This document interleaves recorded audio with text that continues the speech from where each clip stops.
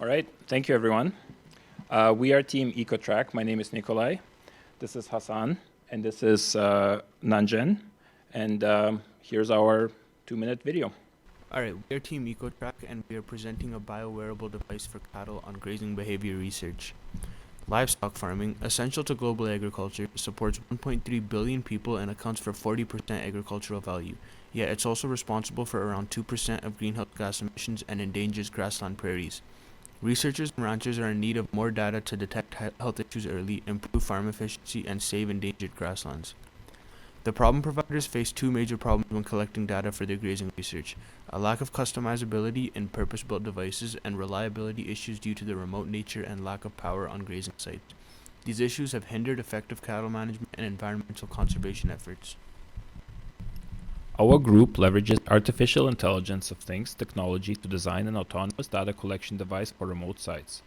The device is powered by solar panels and intelligently collects data and transmits it over the cell network to the cloud while conserving energy. As solar energy is limited, the agent has to intelligently decide between collecting and transmitting data.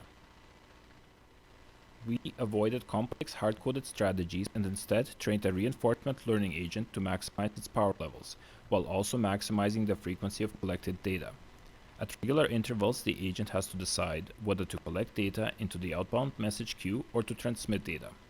There is a trade-off since the problem provider requires up-to-date information but also does not want gaps in data collection. We trained an agent in simulations and were able to train an agent that can learn a strategy to maintain higher power levels while transmitting less frequently at night. Our prototype device comes in a small form factor and is small enough to tag along on a cow's ear. The first prototype uses Wi-Fi for data transmission with a code base that is modular and ready to support a cellular microcontroller to be swapped in later. The data is stored in the cloud and is readily available for review to the problem provider. All right, so now for our presentation. 2% agricultural value. Yet it's also responsible for around 2% of greenhouse gas emissions and endangers grassland. Okay.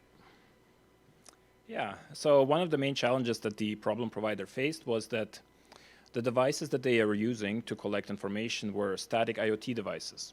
So that means their code base is fixed, and once they're deployed, they cannot dynamically adjust to new situations. The devices are powered by solar power, so at night there is no power generation, and during the day there is an overabundance of power potentially. So we propose to use AI to learn a strategy that will maximize and dynamically adjust between data collection and data transmission. And we proposed to do that using reinforcement learning. In reinforcement learning, the agent takes an action that has an effect on the environment. Based on that action, it then changes the state of the environment, but it also takes a reward or a punishment depending on the outcome. In our case, the reinforcement learning agent is our prototype, and it can select from one of 3 actions. It can sleep, which uses the least amount of power, but also incurs a penalty because it does not collect any data. It can also collect data and save it in the outbound message queue to transmit later, or it can collect and send data, which allows it to take all the rewards, but also has a very high power cost. In addition to that, if the agent ever runs out of power, it incurs a very large penalty because we want to force it to learn to conserve power. We were able to show that in over hundreds of days, the agent learns to maximize its own reward. That means that it can outperform the baseline, which is just a simple collect and send strategy. It can outperform it by about 25% because it collects messages and then stores them and sends them later.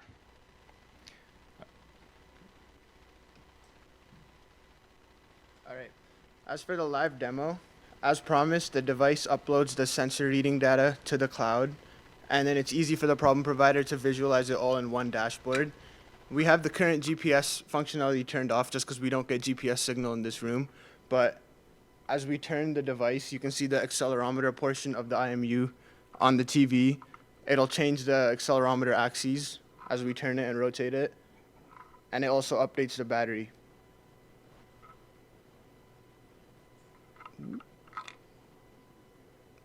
Did it change? Yeah, there. Okay, there.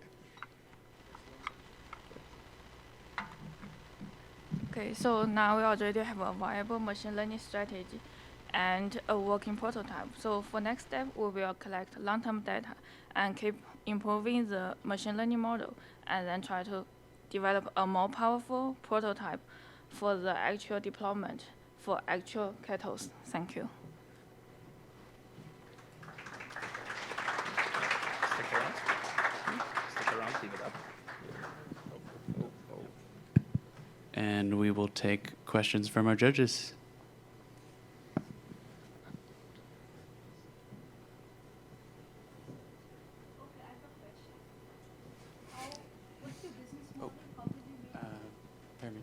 You can use that if you like. Hi.